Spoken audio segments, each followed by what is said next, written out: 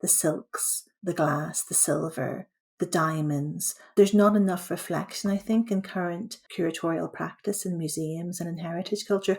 As we celebrate the heritage culture of the 18th century, are we talking about the violence of that material culture? And when we see a Black child standing there with a silver collar, one of the things your work made me think more about Cobra, which again, we don't want to think about it. What's underneath the collar? Are there sores underneath that collar? Those kind of paintings don't want to show us that side, and yet they are showing it as well. They're showing whiteness as consumption. And so I think what's just so fascinating is that you show us the underbelly of what consumption is. Consumption can only be violent. When you were talking about the juxtaposition of these figures, I also immediately started thinking about the ways that institutions take photos of people in departments. I was often, tokenized in photographs. They position you with like a cohort of other white students. There's not much difference. There's also the same covering up of violence that happens outside of that photograph. No, you've really made me see that.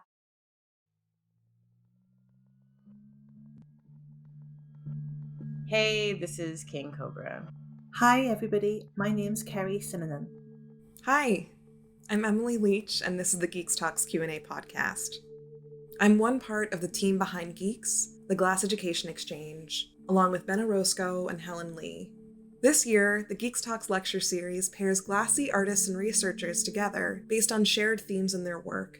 You've already heard from our guests, King Cobra and Dr. Kerry Sinanan, who are paired together based on the theme of migration, boundaries, and belonging, oppositional histories of glass and race. King Cobra is a sculptor and body modifier based in Brooklyn, New York. Dr. Sinanan is an assistant professor in transatlantic literature of the 18th and 19th centuries at the University of Texas at San Antonio.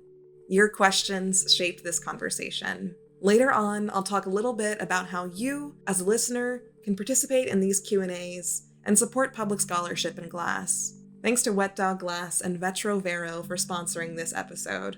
You'll hear more about our sponsors later on.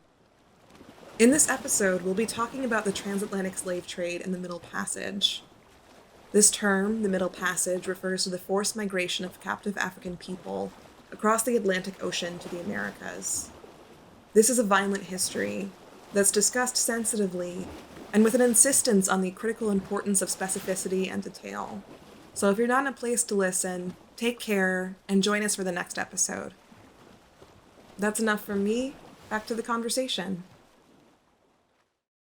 Immediately when I heard about the talk, I was really interested in learning about glass beads in terms of like trade in the transatlantic slave trade. I didn't really have any previous knowledge about that history. I always also wondered why I was attracted to glass. And I think listening to like some of the points in your talk, it helped me to understand probably some intergenerational like interests that I had that I was never really able to explain or understand. Learning about that history through your talk really helped me to become more curious.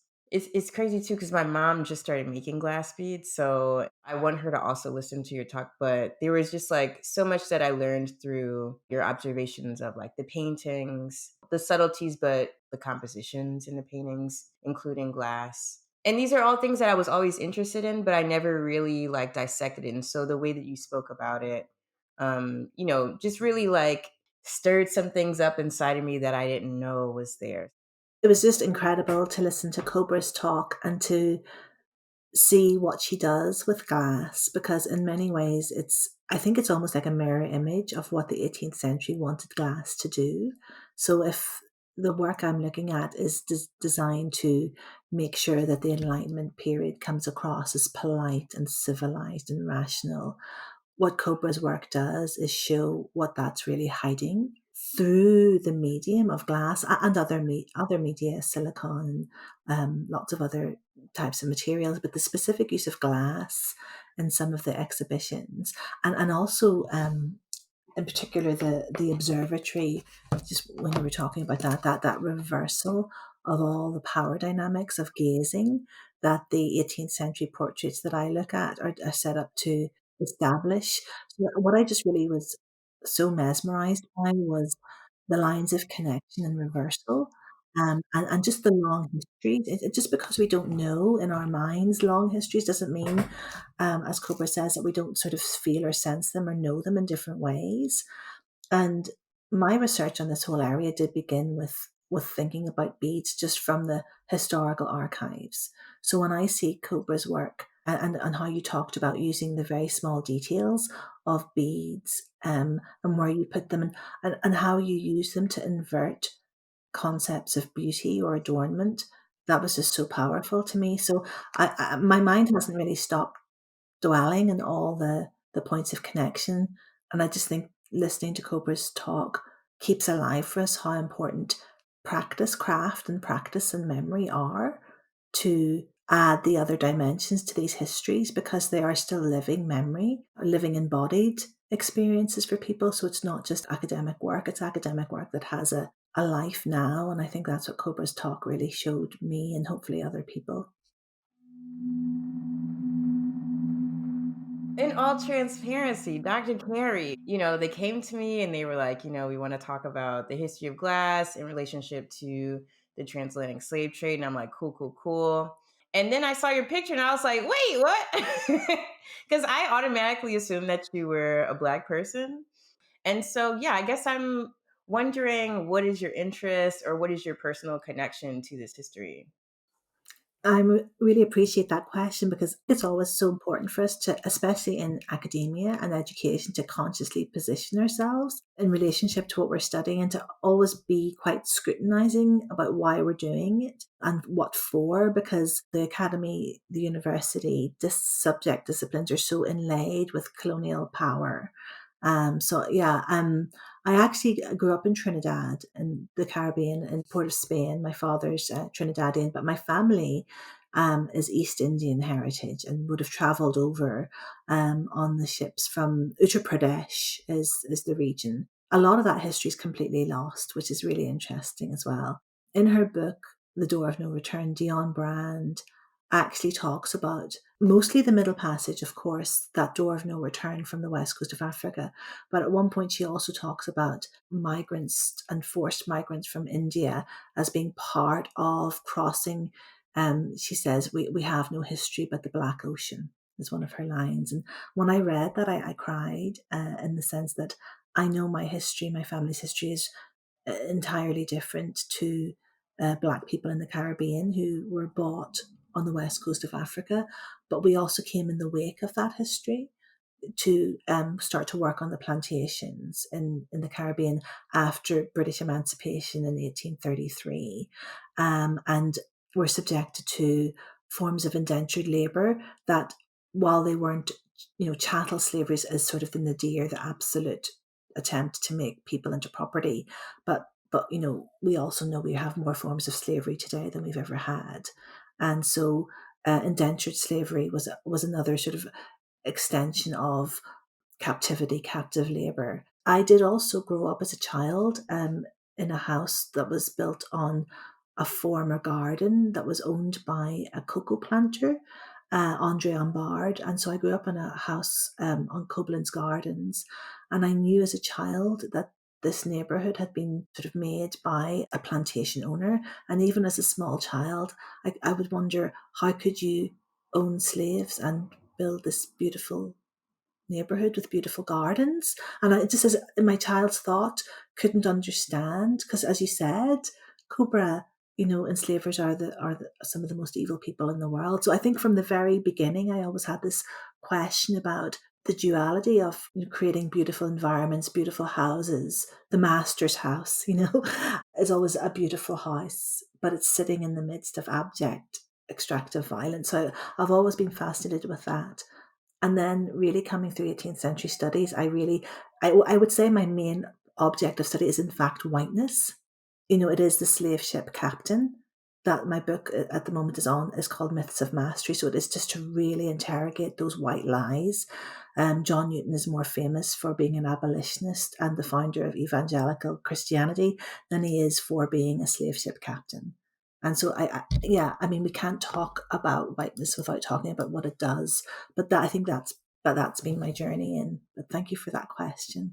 I think it's so important for us all to know why, and like you said, what part in that stream of memory and history we feel we're standing in. Cobra, I would really be interested if you could talk more about memory and how through your work you learn, think with, and remember some of the histories and experiences of the Middle Passage and the people, the 12 million people, more than 12 million, that's the estimate, who were forced to make that journey, how your work engages with that history and memory. At first, I was definitely working with like personal history. And then as I have grown my altar practice, I've just been channeling more ancestral conviction and ancestral desires to create work. A lot of times I think about people's lives that were sacrificed, that were amazing artists, and that were never able to produce objects to be admired by the world. As an artist, that has been one of the ways that I collaborate, is with people that have already passed, that still have a desire to make creative work that changes the trajectory of how people regard like dehumanization and racism. In terms of memory, I think a lot of times now I'm harvesting other people's memories and other people's feelings of revenge. I have a totally different relationship with it now than I have before. In a lot of ways, too, collaborating in the spiritual realm in this way, I'm led to researching new topics or things being brought to my attention that I would not have paid attention to before. So I think that memory can also kind of happen in real time, where someone's encouraging you to have a really specific memory about a specific thing, so then you remember it and you create work about it later, and perhaps that creates another memory for someone else viewing your work. Memory is definitely important in relationship to trauma, which is a consistent material in my work. And so that way, I feel like memory is very important in a way that not only am I working with my own, but I'm working with other people's and thinking about ways to redesign it for my audience. That's just so fascinating. And it really goes to the point of, why I teach and research on the Middle Passage, is because as a event or a series of events over centuries, it's really shocking how few people know about it. My students, I teach a lot of Black students, and I have even got West African students in my class from last year, and they did not know about the Middle Passage. So one of my Yoruba students, he's actually written an essay about how this was something that was not taught to him in the Nigerian educational system, which is a colonial educational system. For him to now sort of come to terms, I mean, there's some sort of vague sense that people were taken away on boats, but what the actual Middle Passage entailed, and how many people and what the real details involved, is something that I think Black students on both sides of the Atlantic have been sort of disinherited. As you're suggesting, Cobra, there are other ways of knowing these things, and I think that's a really important part of multifaceted types of research, academic research, but also art, craft, glassmaking, because we need multiple points of reconnection to these deliberately obscured and submerged memories. I'm in a state right now in Texas where they're about to legislate so that we cannot teach any of these things. They've done it in Florida, Alabama, Georgia, Arizona. We're about to see a rollout across the United States of a deliberate attempt to excise, thinking of that, the violence, people's own histories and stories and facts. So it's become rather urgent to really keep the Middle Passage and its ongoing legacies. Christina Sharp has a way of putting it in her book In the Wake, and she says, that the past that is not past, the past that is the present. So there's a reason people want us to stop thinking about the Middle Passage. Hey, it's Emily. Before we started recording, Kerry grabbed a couple of relevant books from her shelf. So I asked her if she'd like to share a short list of recommended books about the history and ongoing legacy of the Middle Passage. I mentioned Christina Sharp's In the Wake, which I think is just incredible reading for everybody, but it's also about the wake being a specific space of memory and presence for Black people in America specifically and in Canada. We're seeing the ongoing violence just very recently with Tyre Nichols, the ongoing violence, and it's every day. So In the Wake is something I'd really recommend. But also there's a book Suande Muscatim has written, Slavery at Sea, Terror, Sex and Sickness in the Middle Passage. And Muscatim gets down into the archives in a way that white historiography really hasn't before, to tell us what is going on in the dark hole. Cobra's work, Big Black, that really struck me too, when you described in your talk that feeling of being in a black space and looking out maybe through a chink and seeing another black space.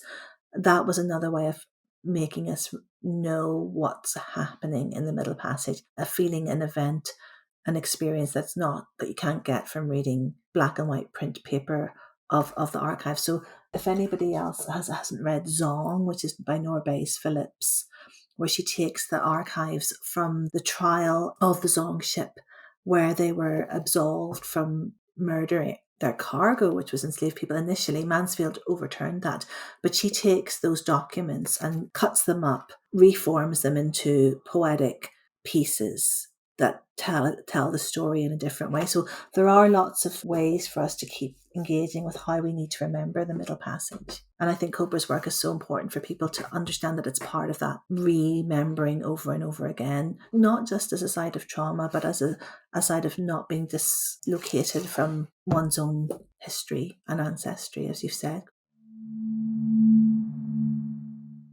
We cannot talk about the Middle Passage without talking about violence. I want to know, what is the value of critically engaging with violence? I think about really intense forms of violence and really subtle forms of violence. And some of the paintings that you talked about during your talk, they felt really violent to me in terms of like ways that younger Black kids were juxtaposed with the more rich and luxurious displays of whiteness. So can you talk a little bit about how you feel about violence in terms of like Glass history, and also some of the things that you had in your discussion? No, thank you so much for that question. I mean, I think one of the things I'm trying to do in asking people to look again at these 18th century paintings, some of them by Hogarth or, well-known conversation pieces, is to see them as scenes of enormous violence. And I think the fact that they're read as polite and civilized and read as a sort of celebration of the material culture of the 18th century, all of which is harvested in incredibly violent ways. The silks, the glass, the silver, the diamonds. There's not enough reflection, I think, in current curatorial practice in museums and in heritage culture. As we celebrate the heritage culture of the 18th century, are we talking about the violence of that material culture? And when we see a Black child standing there with a silver color, one of the things your work made me think more about, Cobra, which again, we don't want to think about it. What's underneath the collar? Are there sores underneath that collar? Sore skin underneath that collar? The violence of not being able to take that collar off. Those kind of paintings don't want to show us that side, and yet they are showing it as well. They're showing whiteness as consumption. And so I think what's just so fascinating is that you show us the underbelly of what consumption is. Consumption can only be violent. These are all multiple scenes of violence. And, the other side of my work is looking at the slave captain journals who captained the ships of the Middle Passage. And there's also this journal of Nicholas Owen, who lived on the west coast of Sierra Leone and traded in stolen people. And they don't tell, it's more what they don't tell us. So the ship captain's journal is a scene of violence precisely because it doesn't tell us what's going on to maintain order. When John Newton, a famous slave trader who wrote Amazing Grace, says, I put the men in irons. What did that mean? What did that involve? What violence? What were people's bodies like when they came out of those irons on the other side?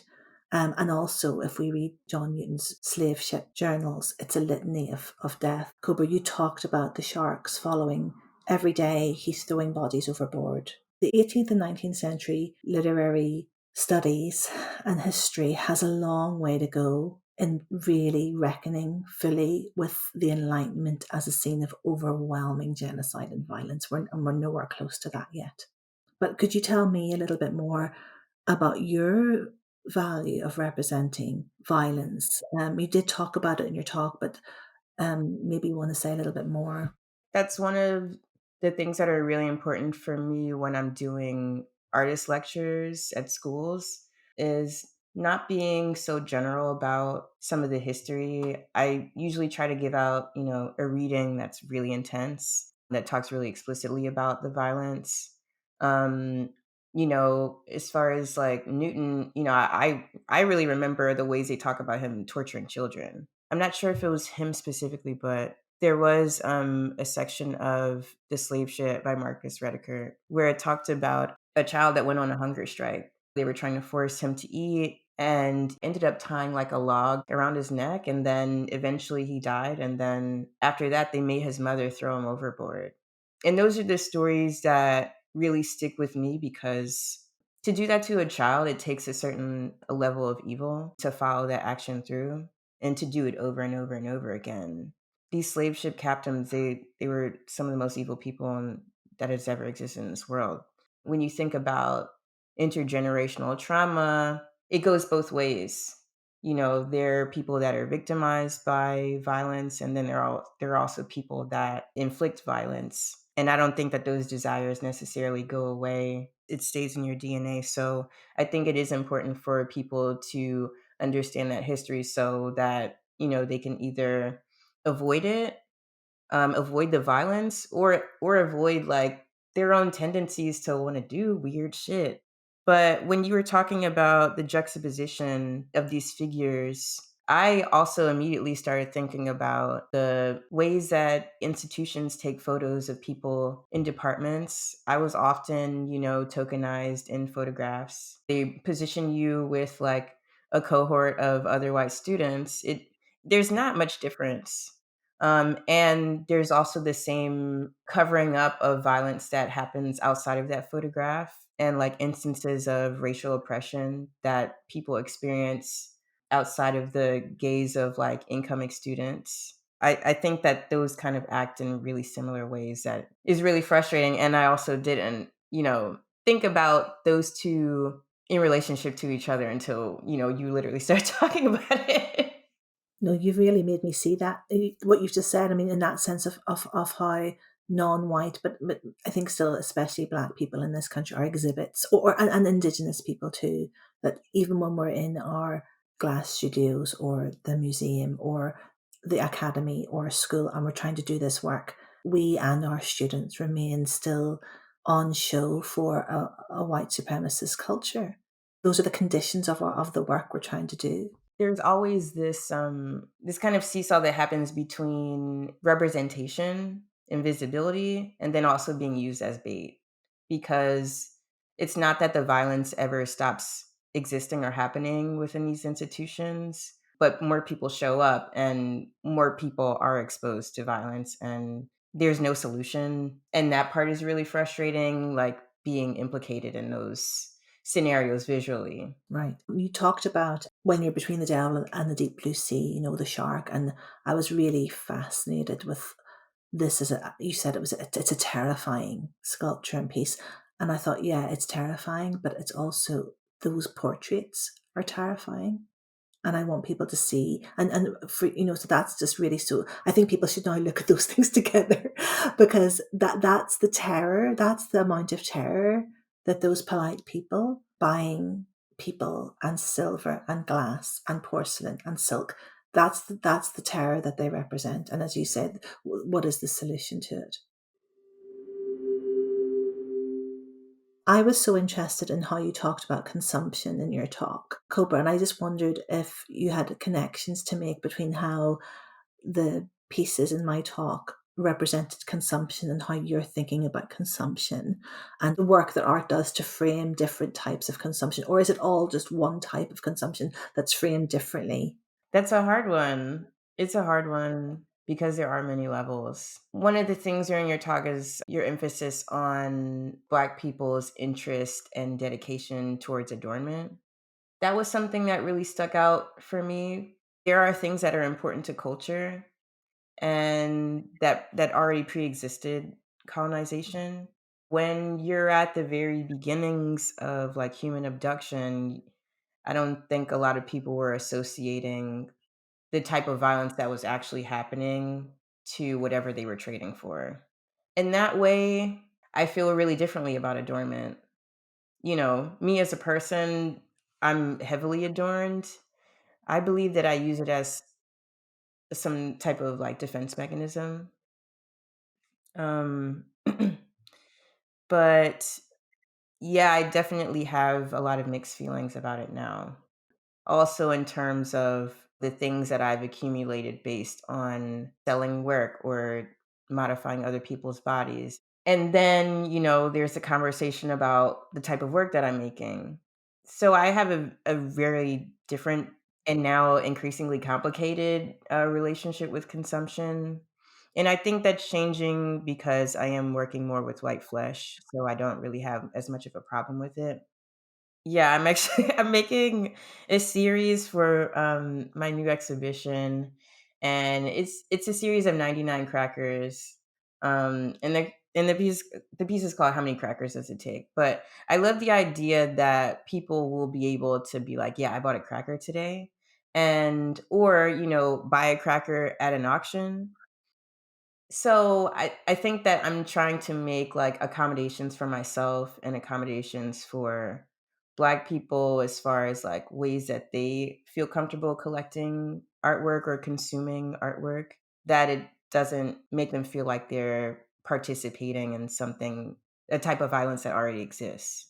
And that's so interesting, because whenever Western European nations started to arrive on the west coast of Africa to steal people, they were bringing in really capitalism on top of a use value economy. So I think that's a really, we need to remember the difference between a use value, which is, yeah, people had uses for things, and adornment and custom and art and sacred objects and, kinship objects were all vital parts of culture, human culture.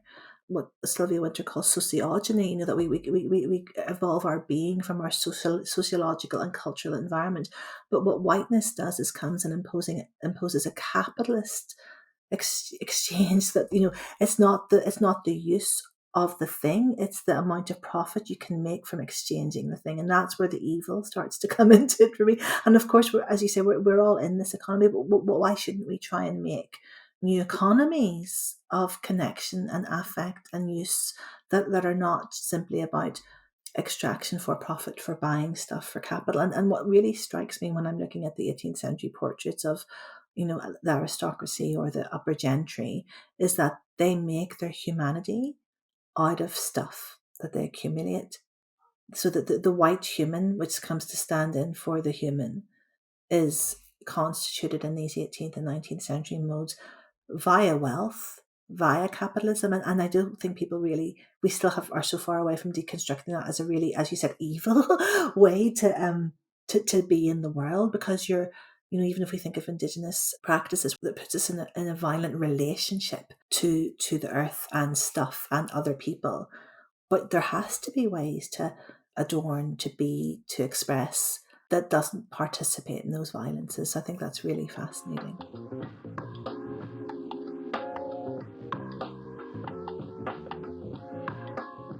So, Davin, tell me a little bit about Wet Dog Glass. My name is Davin Ebanks, and I run the glass program at Kent State University.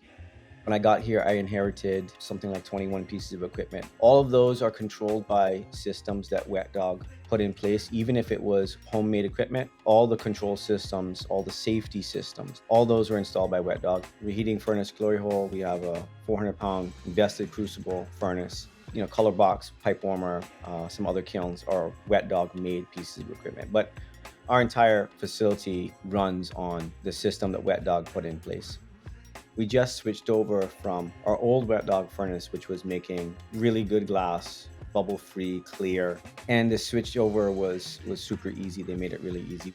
You had to actually have them reproduce the old footprint. They were happy to do that. It was literally, it wasn't plug and play. We had to take off our old gas train and put it onto the new furnace. But it was literally just like putting together some Legos. You just put a few things in some slots, tighten some bolts. We did a tiny amount of welding, and then we pressed a button and our furnace lit up. And the biggest thing is just how efficient it is and how easy it is to tune it to get it to be efficient. And they provide really good video tutorials on how to do that. So you don't have to be an amazing technician. All you need is literally a screwdriver and some time. Working with Eddie is, for me, it's a joy. He's a master diagnostician. I've never heard Eddie say, well, that's weird. When something does go wrong, even if it is weird, he just can find the answer to that. 10, 15 minutes, he gets back to me and goes, this is a weird thing that happened, but that's what this means. Here's what you do. And I mean, I couldn't ask for better than that, really. Wet Dog Glass is your studio's best friend. Learn more at wdg-us.com. Cobra, when you are working with glass, and what was so amazing was how you described it as a sort of fleshy and amorphous, and then it becomes dead. And I just wanted to know if when you're looking at the types of glass that I'm showing from the 18th century, that you see that as dead glass, as glass that they've brought to this sort of dead state for exhibiting. Like, do you see the way they've used glass is so very, very different to how you've used glass? I mean, that's really complicated because European glass, it does feel dead and it does feel cold and it feels lifeless, like it doesn't have a pulse. As a glass practitioner or like a student, I was always really confused about some of the structure in, the classes, the things that we teach or the things that we are kind of like encouraged to learn is also like through um, a lens of whiteness and what is celebrated in white cultures or European culture. And that was something that I had always had a problem with because in my mind, I'm like, well, you consume this type of glass so much, I can just buy it somewhere. Why am I spending $1,000 trying to remake it in school? Um, I'm much more interested in, bulbous shapes, things with color, things that remind me of myself or like how I position myself in my body, um, or like how I feel about materials and shapes. But yeah, European glass has always felt funerary for me. Like a facade that is always about to break. Yeah, that's a really great question and something that I think I have to jot down and further dissect because I never thought about like the ways that I was perceiving glass in different parts of the world. As far as like death is concerned. But it was your commentary on amorphous sort of molten glass that made me think of that, because I think you're absolutely right to pick up on the funerary sort of uses of glass in the 18th century. Once they make lead glass, they can engrave it, and they use that engraving tool to really do a lot of commemoration or celebration of empire. So there are lots of sets of glasses with enslaved people engraved onto them, and sort of depicting the plantation as an Edenic site. And it's hard to think of a more deathly object than a lead crystal glass, from Holland or England, somehow commemorating or celebrating the plantation and the genocide of slavery. So I think that's it was your talking, and yet then your use of glass makes it look like such a different material, like it is still flowing, like it's maybe could be part of a body, and not the sort of distance. And you're right, it's so connected to the 18th century can easily be characterized as creating a facade about itself. Even the buildings, the neoclassical styles, which are really, they're fake, and they dig up the landscaping, they make hills where there should be hills, or they make lakes where there should be lakes, and the great houses, the National Trust. It's all about creating this facade. You're absolutely right.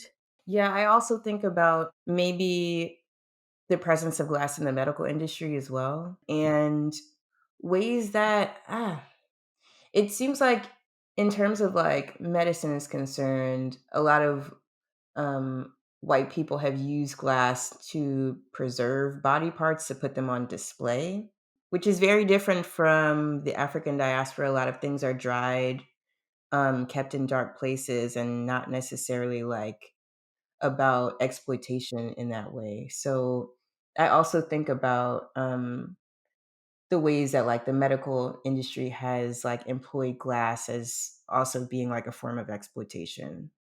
Absolutely. No, and you're making me think of Cuvier's, experiment again on the body of Sarah Bartman and how she was displayed in Paris, and finally she's been brought back and buried in South Africa. But this idea that displaying to that degree is somehow creating rational knowledge is so twisted because it's again what's presented as enlightenment scientific knowledge is predicated on enormous violence. And again, I think something like your neoplasm piece again turns that logic and that myth inside out, because it's showing another side of what they'd like to sort of put in a cold jar. How would you define the ideals of the Age of Enlightenment? What are some key philosophies and ideas that continue to inform the way that we perceive the world today? I mean, one of my missions and the work I'm trying to do is to undo how the Enlightenment presented itself and is thought of. So in many ways, I think we need an anti-Enlightenment perspective, because I think a lot of what's presented as representing, some of the words we would associate with the Enlightenment: reason, knowledge, information, but also some sense of moral progression, a sort of balance between harvesting from the earth and living in comfort. It's almost like the pinnacle of a sense of manifest destiny, where white people have reached a pinnacle of being able to take what they need from the earth and live the life that they have always been supposed to live. And that spans out to the arts as well as to science. So I think when we're looking at those portraits of the Enlightenment period, we're seeing a moment, certainly in British culture, but it's European culture too, and in France, of a culture that's very pleased with itself, that thinks it has attained some sense of a pinnacle. And of course, all of those words have a teleology or a progression. What we're aware of then is the opposite side of that is Africa, is blackness, is indigenous savagery. And so I think really a lot of my work is to undo those assertions, because they're very much still present in the education system altogether. We can just even think of standardized testing to begin with as an incredibly ableist, incredibly classist and racist, but as supposedly an objective tool. That's another Enlightenment word that measures students and children's progression. So I think these Enlightenment modes of measuring, quantifying, and assuming knowledge while they're actually erasing knowledge. So like you say, Cobra, all the knowledges and cultures and peoples and languages. That was one thing when people were put on those slave ships, they deliberately jumbled people up so that they couldn't communicate. So you lose linguistic cultures. Grace Nichols has a beautiful poem. She says, I have crossed an ocean. I have lost my tongue. From the root of the old one, a new one has sprung. And so this idea of tongues being lost, but it's also that she gets to the violence of almost having your tongue cut out. Anyway, so the idea that the Enlightenment is the time when knowledge is created. The other side of that is it's a time when, through Indigenous genocide and the East India Company and the Royal African Company, cultures are being decimated. So, it's that making sure that we understand what's at stake. And I just wonder what you feel about that question, if legacies of enlightenment remain that need to be answered or responded back to in what you're working through. I think a lot about the violent action of wiping something clean. I think, it goes back to memory, and ways that we take away people's power to archive things that have happened. I think ultimately, long term, it's a genius plan for brainwashing.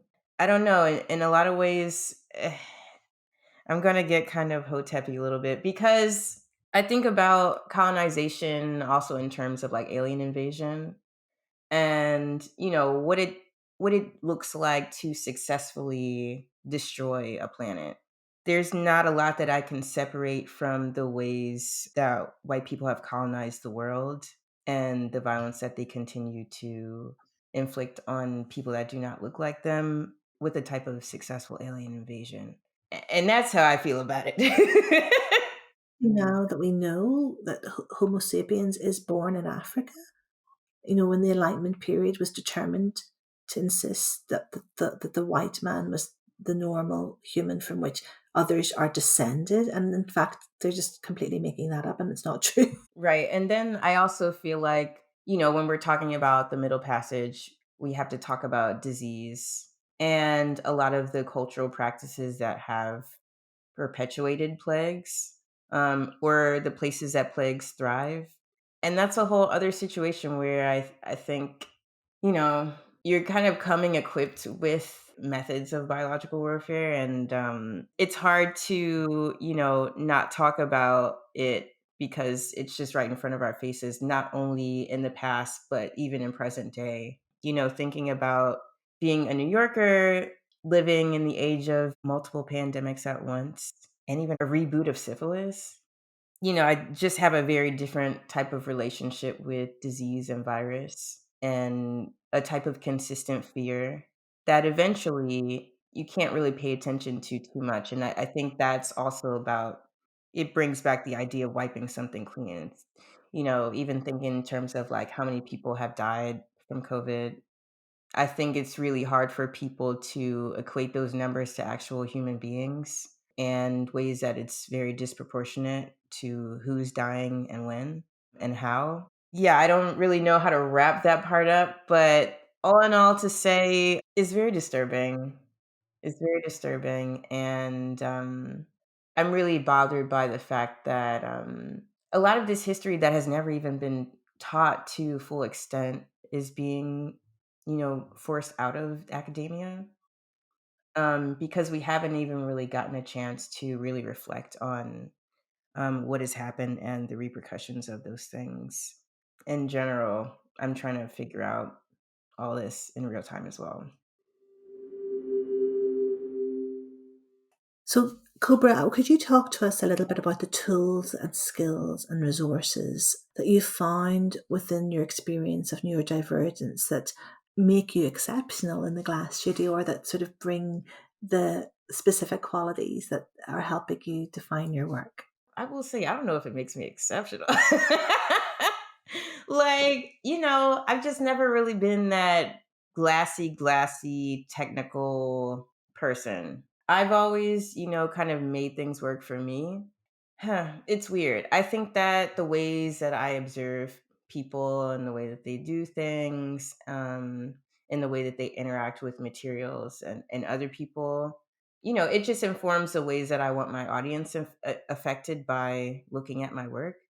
But I don't know if I'm having a hard time, and not that I'm not an exceptional person, but I don't know if being neurodivergent helps me be better as a glass person. It probably makes me a little bit worse just because I'm distracted by so many things.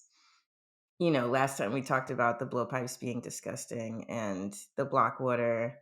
And now when we're even talking about like cleanliness and virus and bacteria thriving in specific cultures, it's just it's too much to think about all at once. So I think that in that scenario, being neurodivergent is not necessarily a positive. It's there, but I don't know. I mean, I think maybe it's a little bit different for people that are really focused on like perfecting moves and routines in the studio.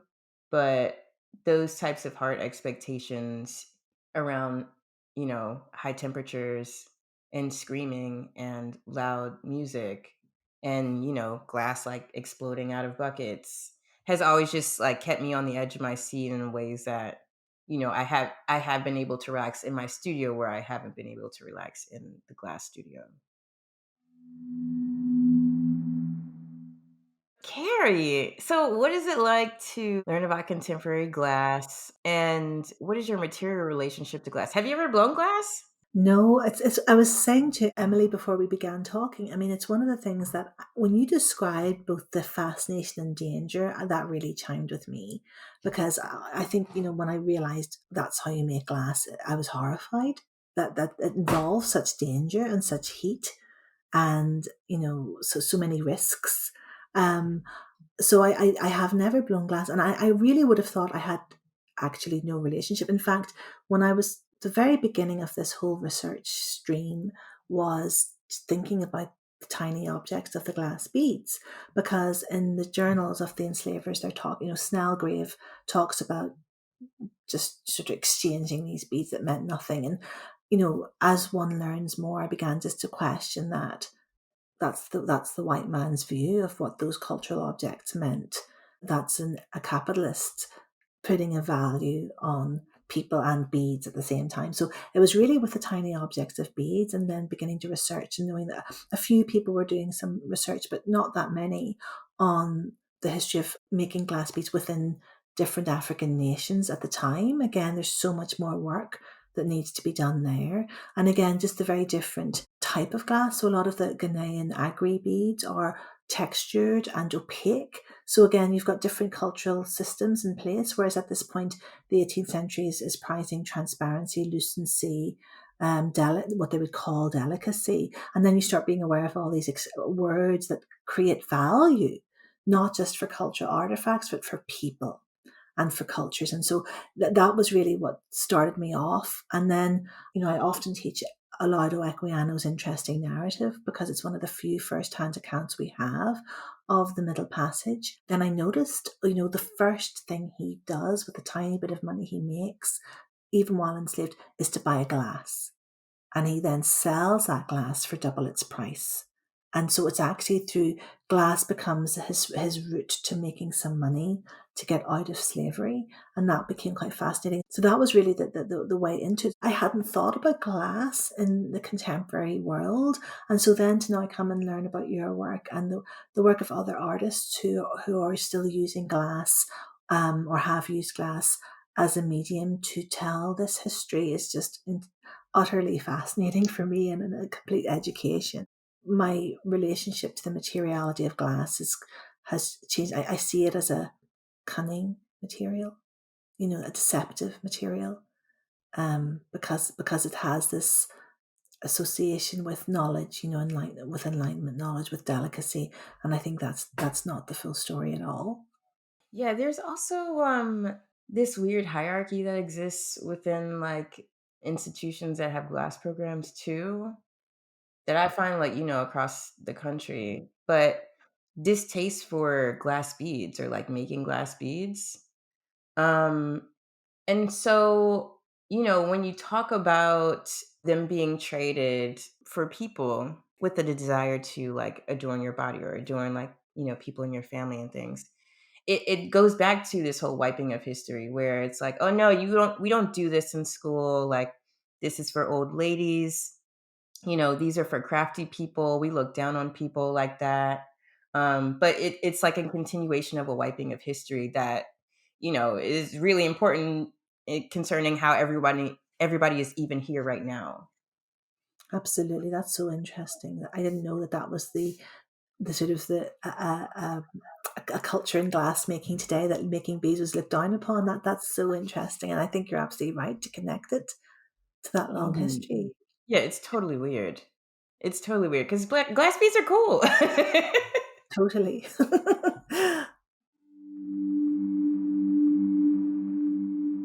So much of what you've talked about in your podcast and here and in your talk are about your own experience as an artist.